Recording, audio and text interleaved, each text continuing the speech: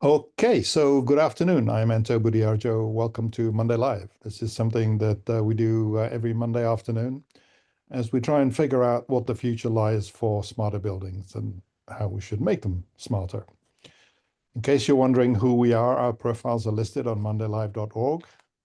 And please do recall that the views expressed here in this call are personal and not of any company or organization. And let's make this conversation interactive using the Zoom chat. And look forward to your comments on that. If you want anything from this deck, it is available on mondaylive.org, right there on the homepage. So head over there. This being October, we are in the middle of a month discussing how to specify information, a whole process of specifying information. So it's looking forward to the continuation of that.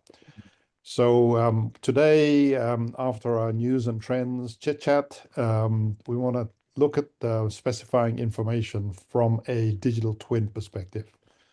How does a digital twin, looking at it from a digital twin, how does it change everything? What opportunities does it provide us to improve our understanding and improve our progress? So looking forward to that.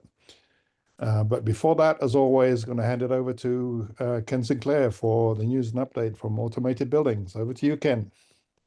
Thanks, Anno.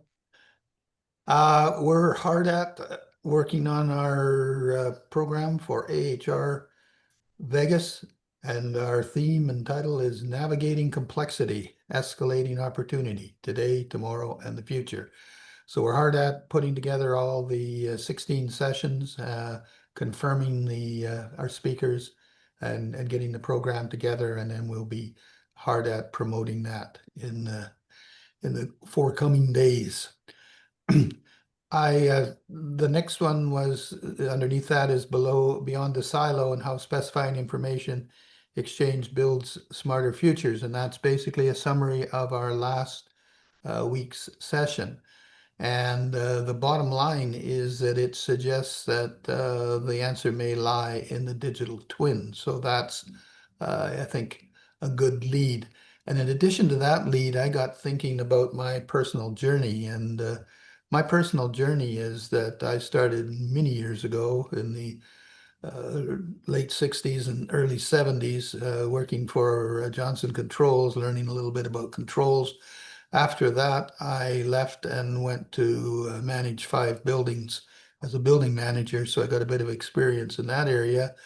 And then somehow somebody said that I might have some useful knowledge into a new opening field of computer simulation of buildings.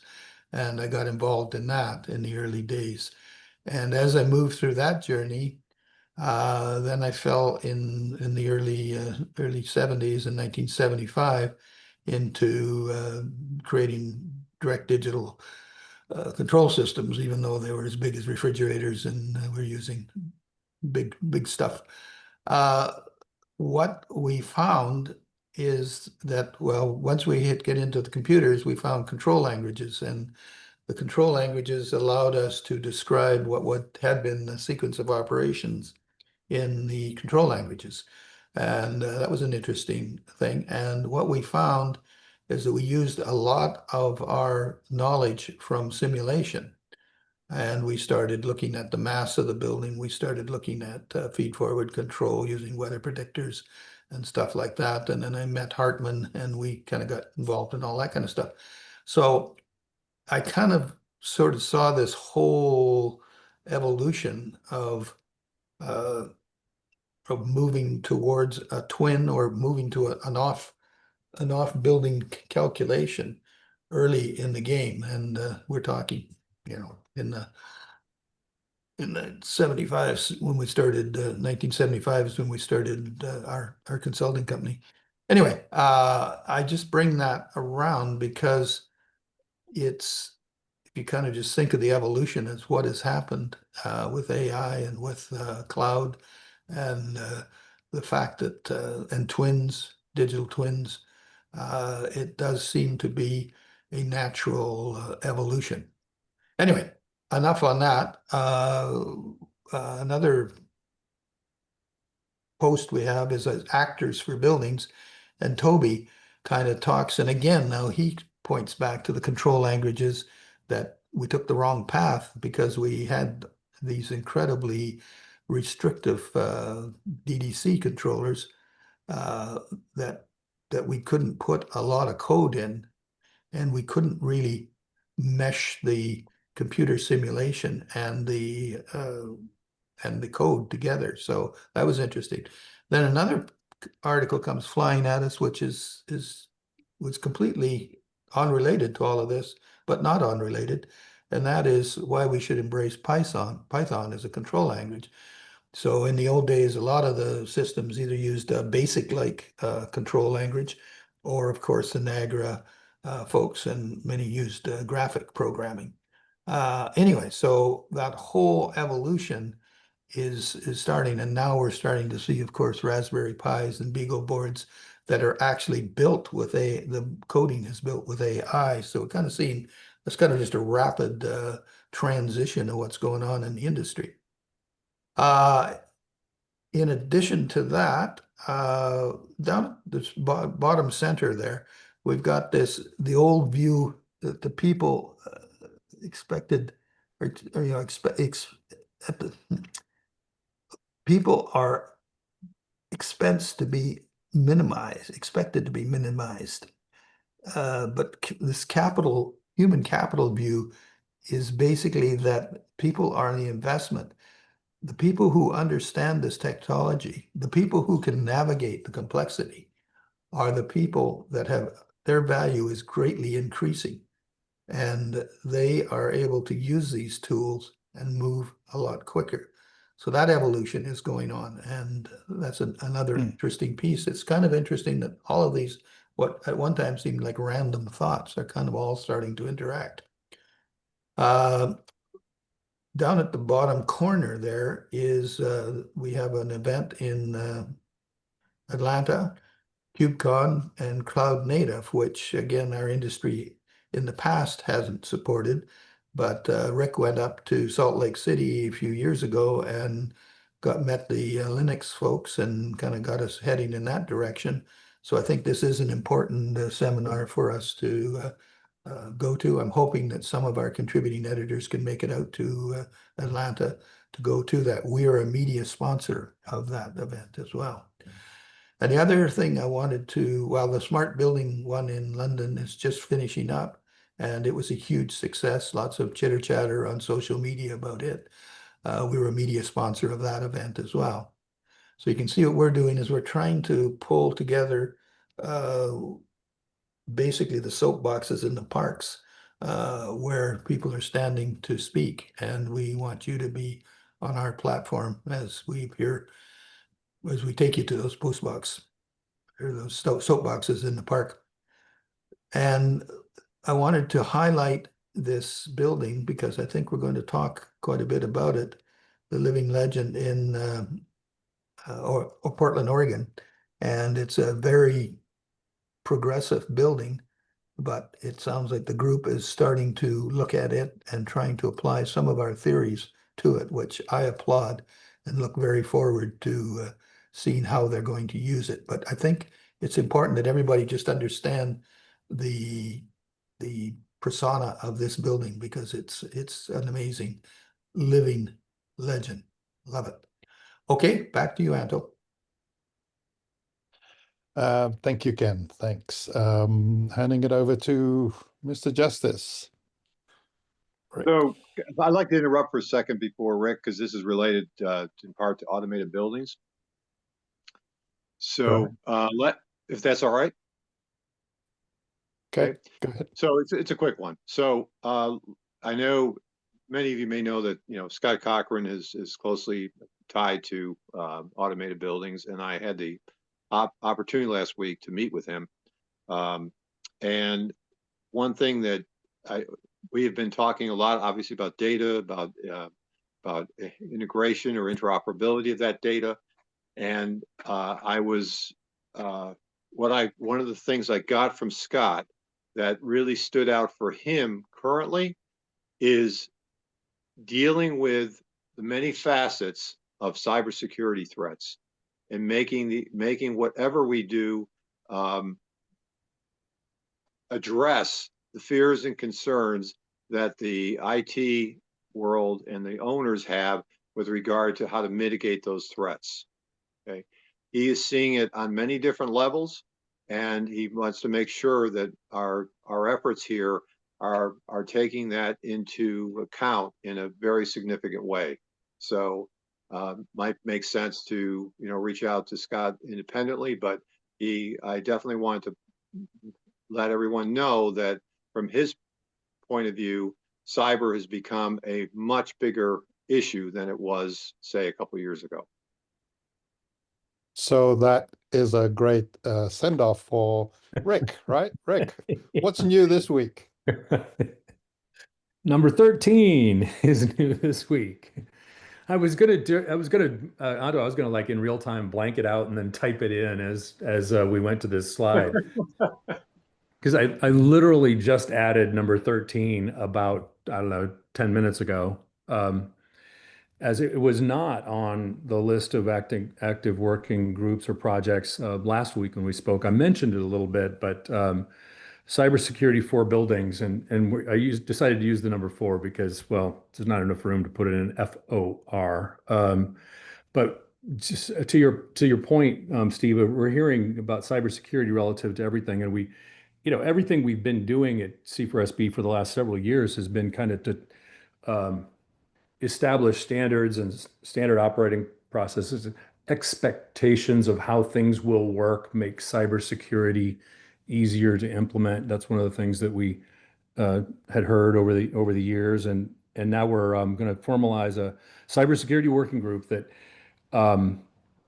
will go across all the layers of the technology that we're working on, and it will be a common front of mind piece for all the different work that we're doing that is tech related in C4SB. So yeah, what's new is line 13. Any significance as line 13? That's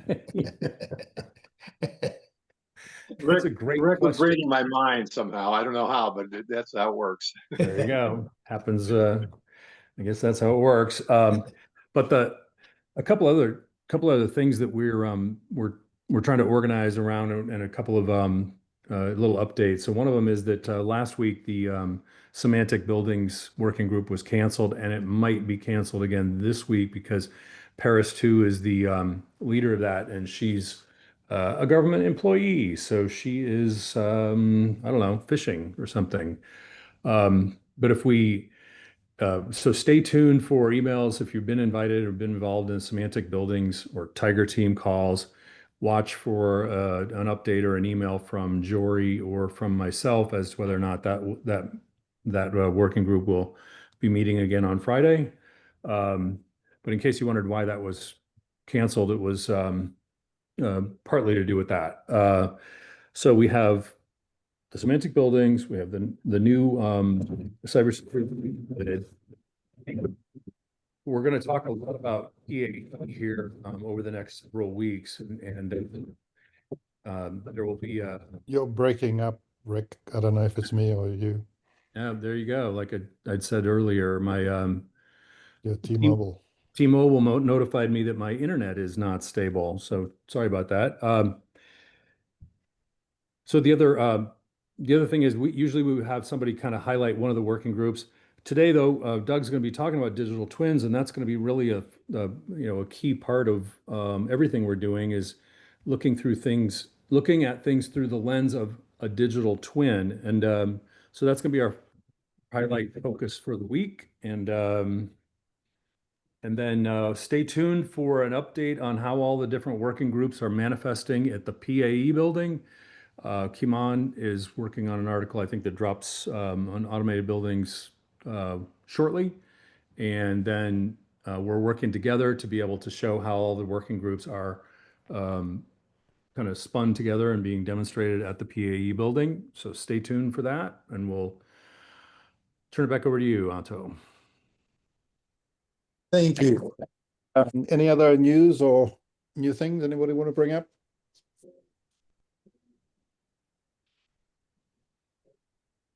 Hearing nothing, we should proceed.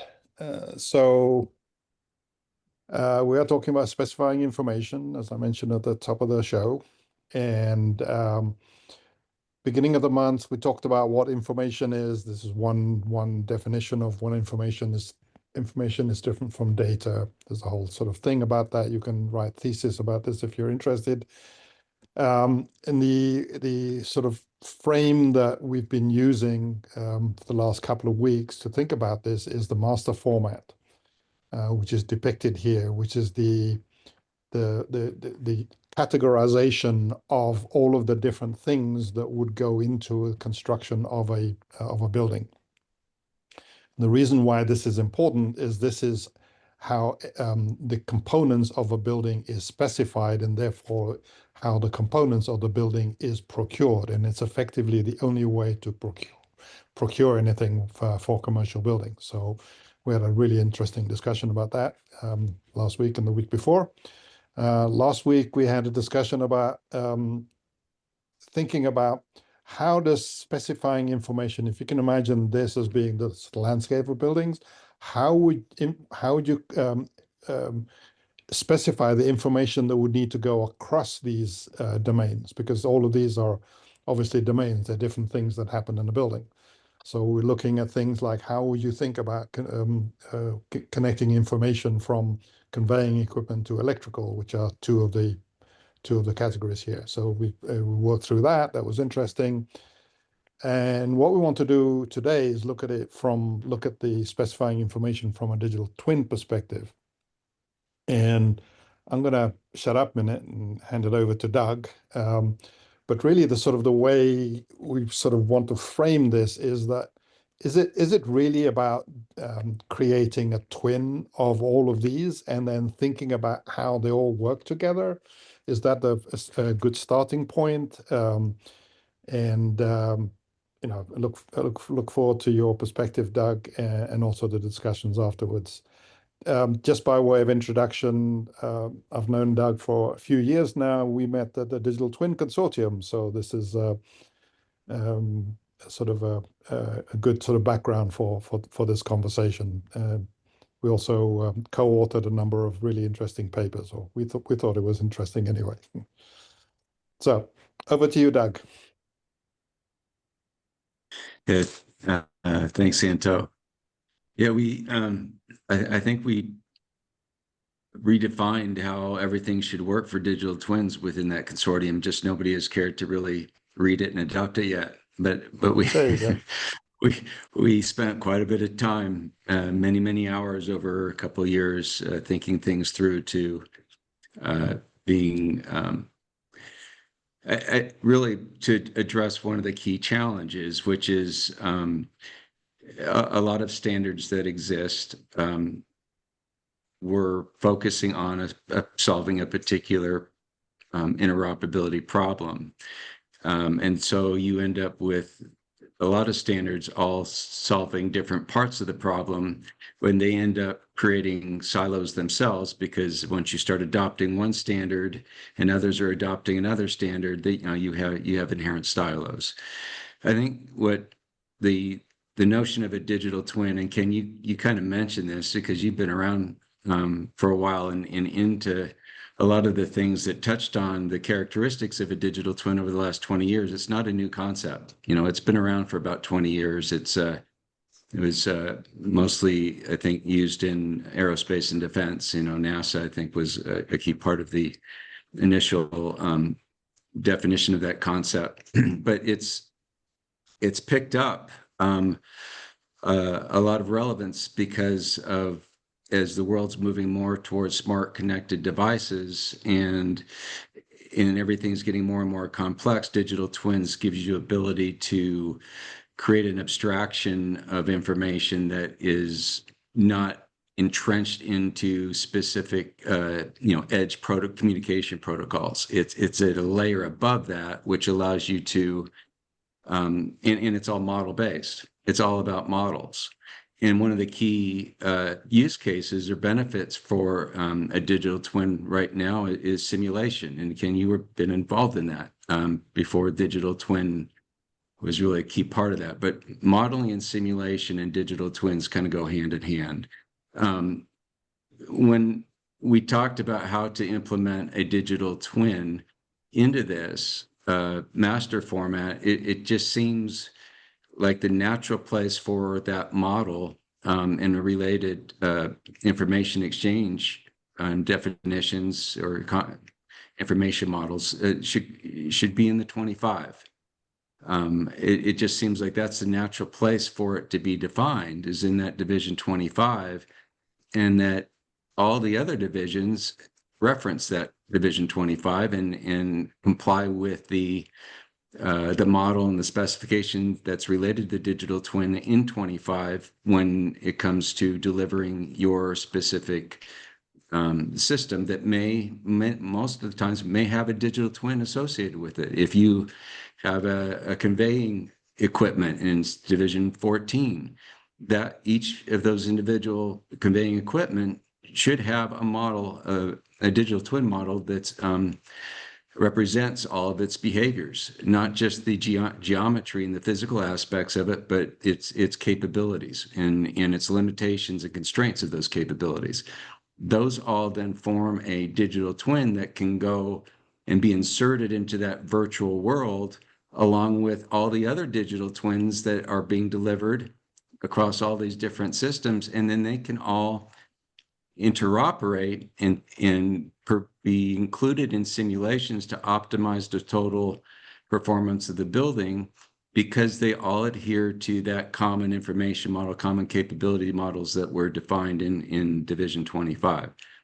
I'll just make one more point and then maybe turn it over for others to discuss, but it shouldn't be up to each individual building to define their own digital twin section within division 25.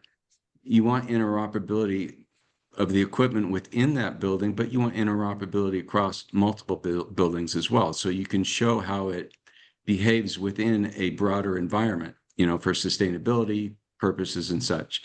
So that's something that, like the Linux Foundation in its workings with the semantic model, can help, and the digital twin working group can help create, is a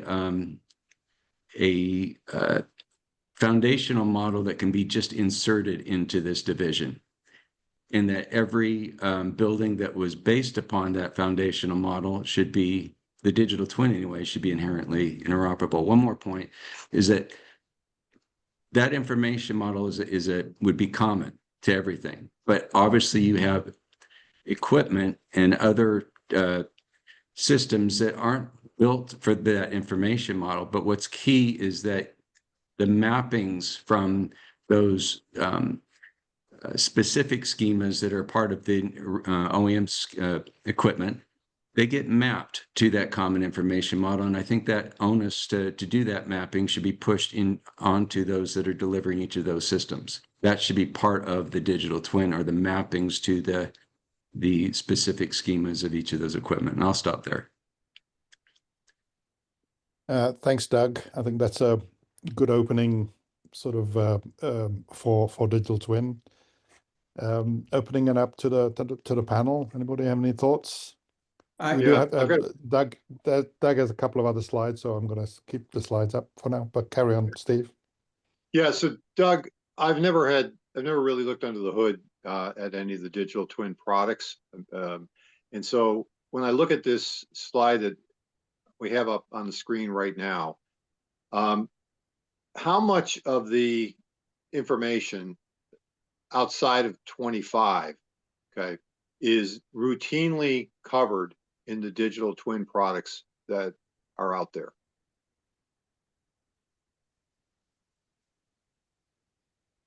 Can you give me an example, Steve? I'm not sure I'm the one to answer that question anyways. Electrical, plumbing, special construction, name any of those other categories in the master format. So what is the breadth and depth of data that a typical digital twin tries to address in this larger scheme of the divisions of the CSI format?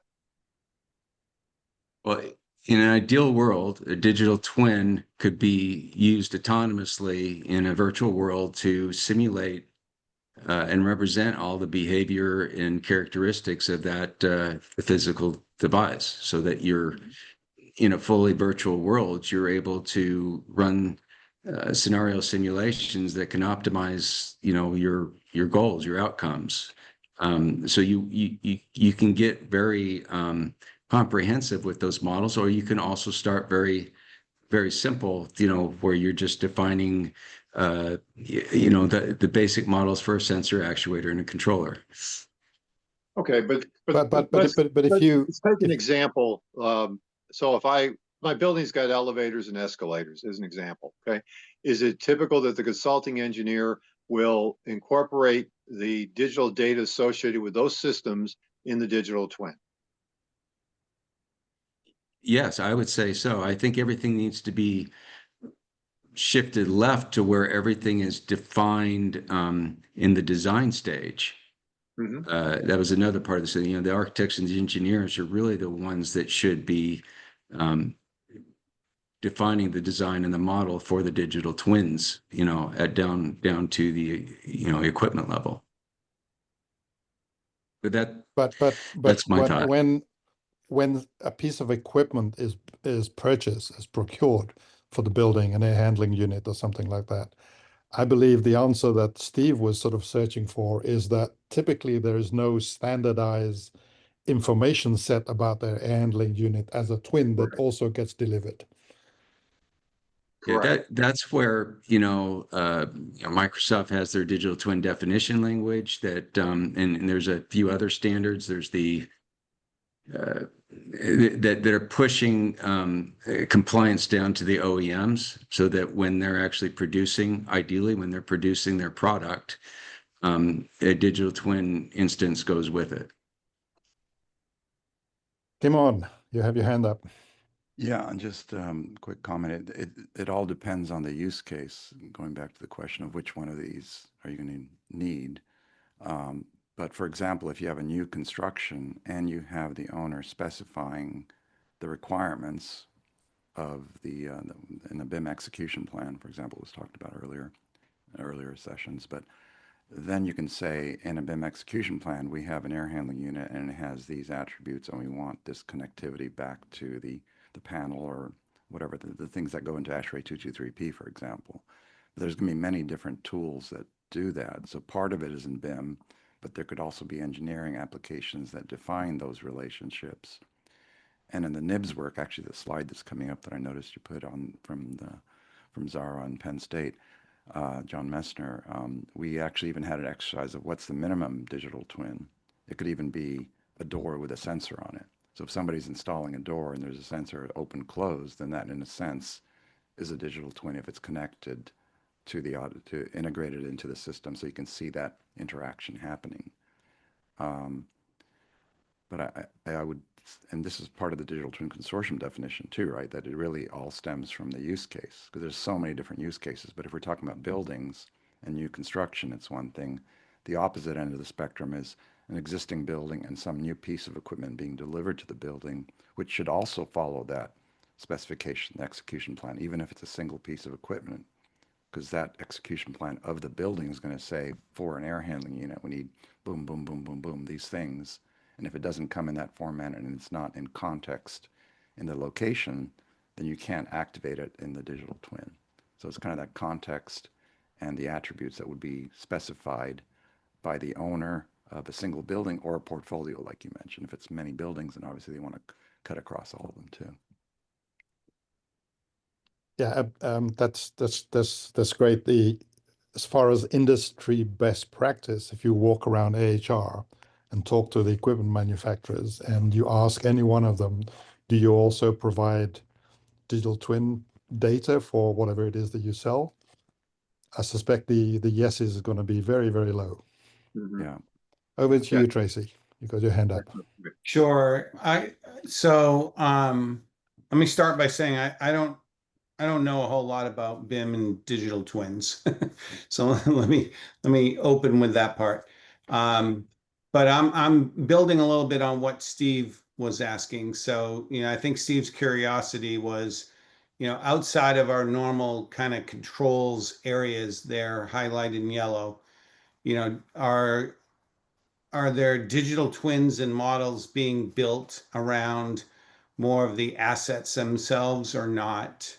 And then what I wanted to add to that is what are the impediments? This has been going on for, and talked about for a long time. Why haven't we gotten further? Why aren't we getting more yeses, to Anto's point, when we walk around the trade show floor, or if we grab a list of buildings, randomly, why isn't that 90% of all buildings have, full BIM and digital twins? What's slowing the adoption and scalability? Maybe somebody can talk about that a little bit. That'll They're probably be afraid Rick. yeah, everybody's afraid that it's going to add a ton of cost. It's like specifying, oh, I want this to be a LEED building, and that's only going to cost me 20% more. This perception that it's going to cost so much more is one of the things we're trying to battle. It's like it doesn't have to be digital twin of expensive things. It can be digital twin of everyday things, and that's got to be a changed perception. Now, that's part of what that's part of what we're trying to do with making digital twins mainstream, making digital twins an expectation that doesn't add a ton of time or cost to any project. And that's one thing. I don't think you ask a single executive.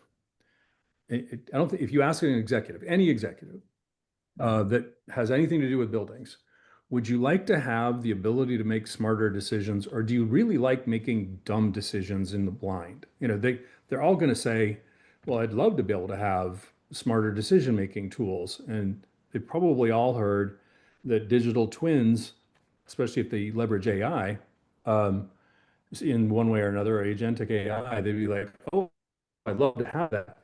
And then what do they follow up with? Oh, but it's so expensive, and it's always proprietary, and it always locks me into a particular vendor. And that's, I think that's why we don't have more universal and for the digital twin capability that he's got the digital twin capability built into his products. He gets asked for it a bunch. He's figured out a way to be able to do it in a cost-effective way and show the value of it. And we just want to enhance the reputation of digital twins, if you will, to say it's something that's incredibly useful and it's incredibly scalable and it's not prohibitively proprietary or expensive. Kimon, do you have a quick point? Yeah, actually, if we use since we can start talking about the PA building a little bit more, I think it becomes much more concrete there. So in that scenario, the manufacturers don't have all the attributes and data that are needed for a digital twin. They're in different formats, right? But the engineer of the building is responsible for designing and engineering those systems into the building, which means they can translate from paper or spreadsheets or whatever and put those attributes in the model, if they put it in the model, if it's in the execution plan. So it's up to the architecture and engineering team that is putting this thing together to translate analog format into a digital format that would feed into the air handling unit that would say this air handling unit is connected to this other thing in the building and controls the temperature or whatever. So it's really, that's where it fell apart on not only a PA building, but I've seen it over and over. We've looked at thousands of buildings like this, and that's where it always falls apart. If you don't have an execution plan, then you don't end up with the data in the model that can support design and construction, let alone digital twins. But if it says, the owner says, we need this data in the deliverable, which essentially is a schedule, but in a format that flows into the BIM that can support the output into digital twins. So that's where the idealized world is, that every manufacturer is going to have this. It's not going to happen overnight. So the engineer that's putting the stuff in has to kind of assemble it into a format that's machine readable and then deliver it. Steve's got his hand up. Trying to We're all follow. being very polite today, aren't we? Trying to be protocol sensitive here. I blame Timon, by the way, for that. So similar to you, Tracy, I want to get a little more comfortable between the differences with BIM and digital twin. So my current understanding is BIM, building information model, is in fact the kind of way you define what your piece of equipment looks like if you describe it in a digital fashion. And something that has been modeled in that fashion then can be made live, if you will, in real time with a piece of software called the digital twin. Am I describing it correctly, or am I off? And if I'm off, please explain the difference. Well, I'd say that that's one way to get a digital twin, yes, is to have a good BIM, a good BIM model, or work backwards. I mean, either there was a good BIM model or there wasn't, but there could be, no matter where you are in the life cycle of a building. But without some amount of geometry, without some amount of the parts and pieces being put in the context of space, it's then hard to tie the data to things. And before I forget this other point that I wanted to make before, there's a lot of progress around mapping data and mapping. And somebody's probably going to guess where I'm going with this. There's a whole industry that actually puts data into the context of place. We just haven't been doing it in buildings. And so what is that industry? It's called Geospatial Information Systems, GIS. Intersects really, really well with building information modeling. And for whatever reason, and there's right now, I don't know, 100 and some thousand people that are actively working on a GIS console, and they are actively working on data that is in the context of a place, geometry, geospatial location. So there's a whole industry around putting information and specifying information about how it goes into a place. And we're trying to leverage some of that too, and how that works its way into the digital twin models that we hope to be modeling and advocating for. But I keep bringing that up because as I said, there's hundreds of thousands, if not 1 million people right now that are logging into or have logged into a thing called a GIS system, and they are putting data onto physical places. We did a survey of 50 airports to get an understanding of their digital twin journeys, where they were. And most of them were focusing on GIS and BIM being foundational. In fact, GIS was just a little bit, or a little bit more GIS initiatives than there were BIM initiatives. But I think they're both really important as foundations to digital twins. So just a follow-up question, the responsibility for creating the BIM, is that typically with a consulting engineer, in some cases with the owner, or to what extent does the OEM who furnishes the equipment responsible for creating the BIM, if at all? The BIM or the twin? The BIM. The BIM can come from, if there's a contract for a new construction, it comes from the architects and engineers that are designing that building. But if you strip down to a minimum BIM, like I mentioned earlier, you could have a specification that says, if you're delivering 3 air handling units, here's a spec, the minimum spec that you need to fill in the information to, whether it's COBie or another tool that does that. And that essentially becomes part of the BIM if it gets delivered in. And the third piece is you have to do it for existing buildings too. Otherwise, you're not managing the portfolio, like Doug said, right? It's not just about one building. You have a campus or you have an airport, which means you have to have, in fact, this is what we're doing with Receiver for RSP2. We're proposing a cloud BIM, a lightweight format that allows even existing buildings to come in. And it kind of crosses over into the GIS territory as well, because GIS is coming more from the minimal geometry side as far as buildings, although you can put a full-blown BIM and geometry into GIS as well too.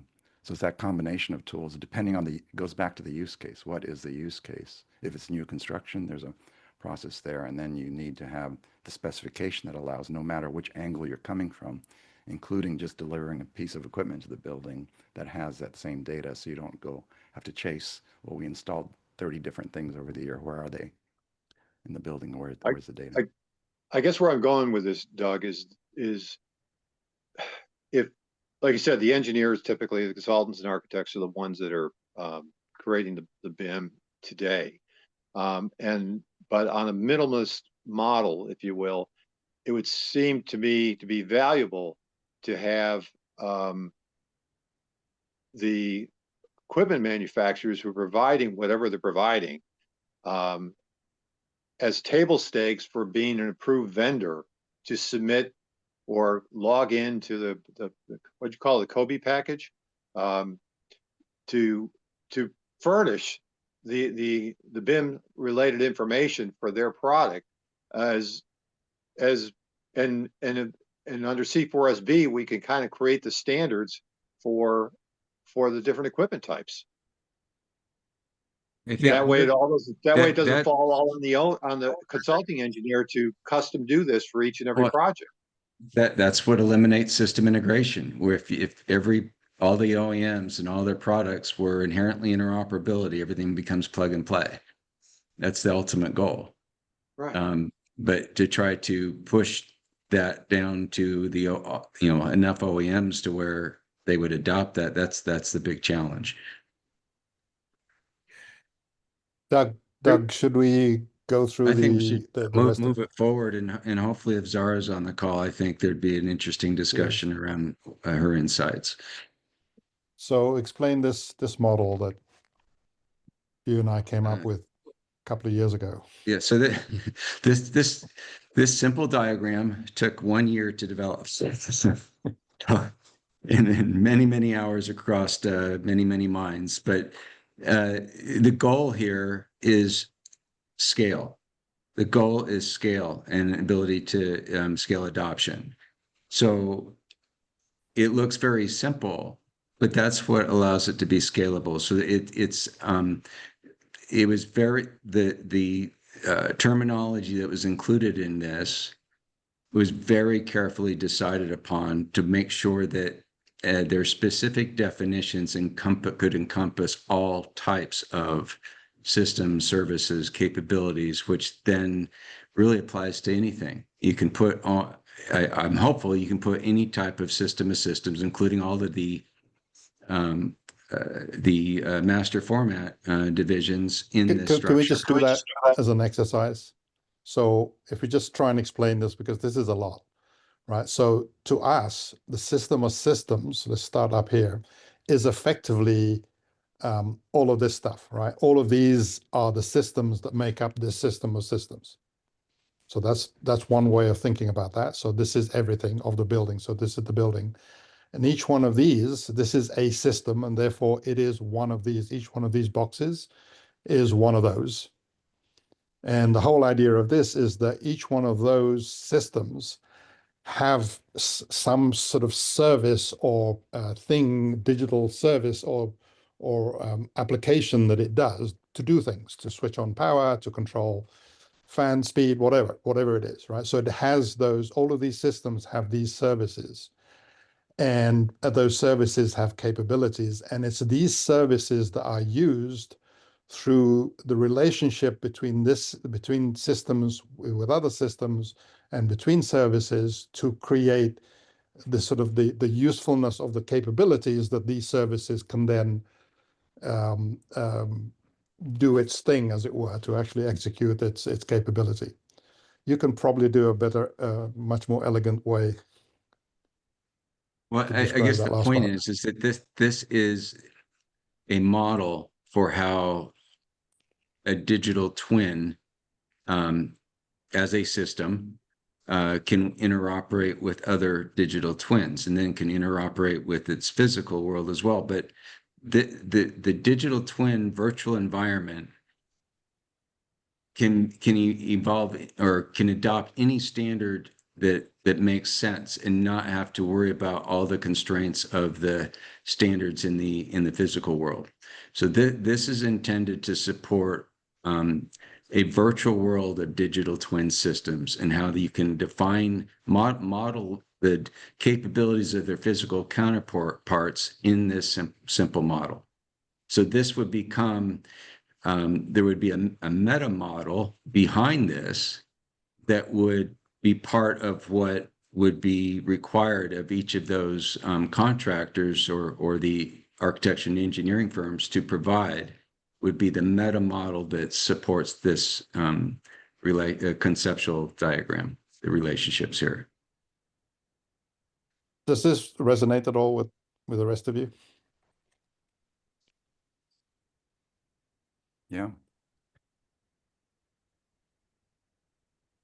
That's one yeah. Doug, Yeah. we got one yeah. That the architect or engineer can tap into, or the other example in the future, if it's all there, then a contractor that's going back to that single delivery of a system, they could read from this and say, what is this owner's digital twin structure, and how do I deliver a piece of equipment or 100 pieces of equipment or a new building or renovation to it? It becomes kind of a contract structure as well, maybe, I don't know. But it's also a structure of how do you deliver or enable a certain capability that Right. you yourself cannot do. Right. Yeah. You So, can be a small let me piece. play bad guy here for a moment on this whole thing. This is making more and more sense the more I hear about it. If I assume that there is a reasonable ROI on doing this, no matter how much the upfront cost, it has a return that meets owner requirements and within a payback window that meets owner requirements. I'm still searching for why isn't this catching on faster and scaling faster? What are the thoughts on that? I Are think we there's not messaging this correctly? Are we not getting that, that right combination of return and ease of understanding out there to win the day? Or what is, why it seems like to me this is perfectly logical and it should be done all the time, but I have rarely seen it done on stuff that we work on, especially. I think there was a comment in the chat that the definition of a digital twin is nebulous. I mean, there's multiple definitions. So, and a lot of times you're thinking digital twin is just being the 3D visualization of it, which is just a small part of it. In fact, you don't even need a visualization to have a digital twin that's just operating autonomously in the background. But there's that. And I also think that there has to be that common information model that's developed and it can be incorporated easily into the specifications that takes the onus off of every, every project to be developed separately, a separate spec for each project. So that there has to be a group like the Linux Foundation that's providing that foundational common information model, common capability models. Otherwise, you can't create them from scratch every time, and then because that affects the costs and the time to value.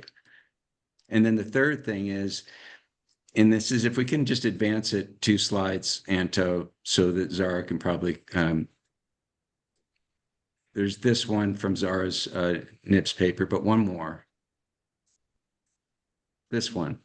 So instead of looking at digital twin, which is everybody thinks of it as the far right one, right, where it's a virtual building connecting to a physical building, if you shift left to where it's a design twin, you can start gaining value in the design stage of a building.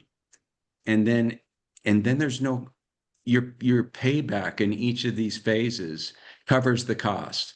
The value that you get in optimizing design is going to cover the cost and give you an ROI for building that, evolving the digital twin to that stage. And then it's just a progression to where it becomes valuable at each phase and then just seamlessly transitions into the physical realm, in the operation realm. And then there's no big, huge cost at the end to go back and retrofit everything to support it. So Zara, I don't know if you have, this is your diagram. Do you want to, are you available to comment on this? So I'm bringing you on, Zara. Okay, here comes Zara.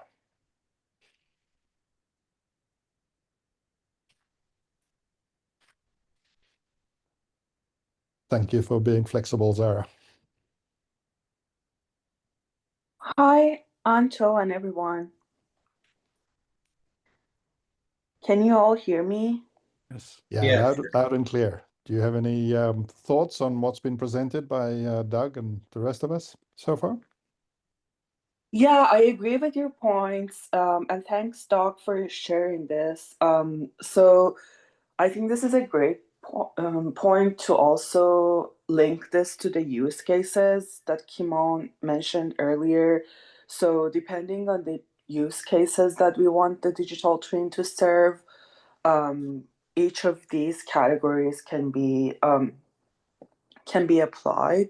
So, for example, if you are just monitoring the energy consumption in a building, you can use a digital shadow, and but in use cases that you need the feedback loop, it would be the third category, CPS, and they all can coexist in a building or facility.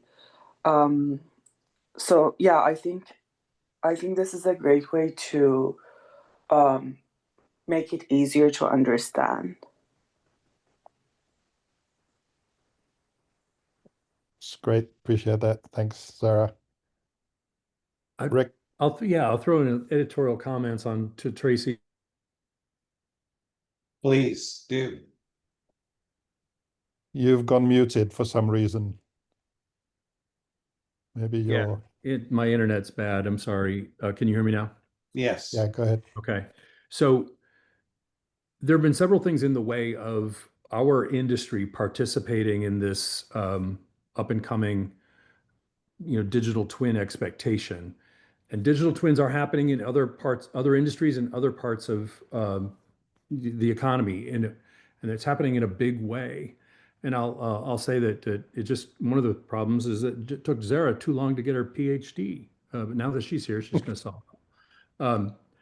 But I'm done now, so Yeah.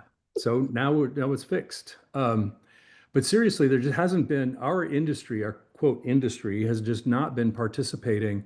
And there's several key things. Of course, we're a little bit biased here, from the Linux Foundation standpoint, but people have said it, is that, what we're trying to do is we're trying to provide open pathways for that data to be able to, the data from whatever system it is, whether it's the BIM system or the GIS system or the building automation system or the fire alarm system, lighting system, whatever it is, we're trying to show common pathways for that data to be made available. Now, it just is. It has always seemed odd to me that our industry has been reluctant, and I think part of it is that, we always say, well, we're not hearing any owners asking for it, and it's like, boy, you're talking to different people than I am.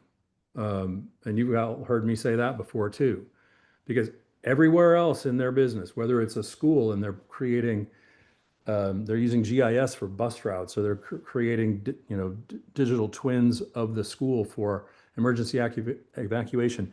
There are digital twins happening in every realm of every business that we call on, but for whatever reason, we've been ignoring that as our industry. And perhaps it's because we have proprietary data and proprietary systems that doesn't really work very well in this system of systems setup that's required for these kinds of digital twin adventures to occur. Anyway, that's my latest rant.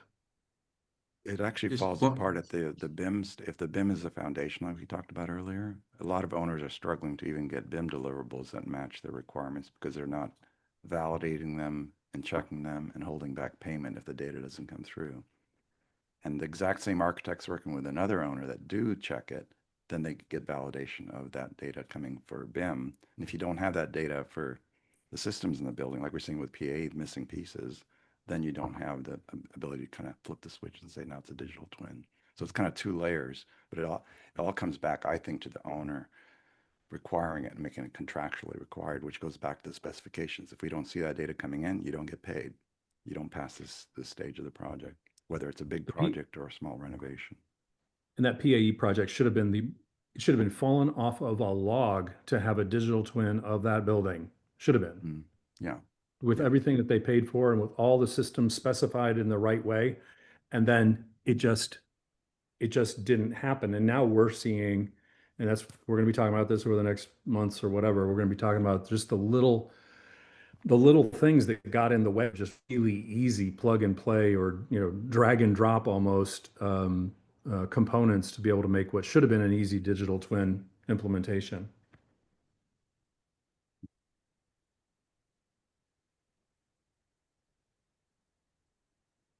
Doug, do you want to start to wrap this up? We're getting to the top of the hour. Yeah, it's not an easy thing to address or solve, but I think that you need to have a center point of where you build from. And a lot of existing standards that were focused on different parts of the physical world and just information flow at the edge are constraining the full capabilities of what information collectively and structured in the right way can really do to help optimize decisions. And I think a digital twin, if the characteristics of a digital twin, even if you don't want to call it a digital twin, the characteristics will really help create value by making decisions much quicker and more optimally. But it has to be that starting point. I think is that in the master format is that division 25.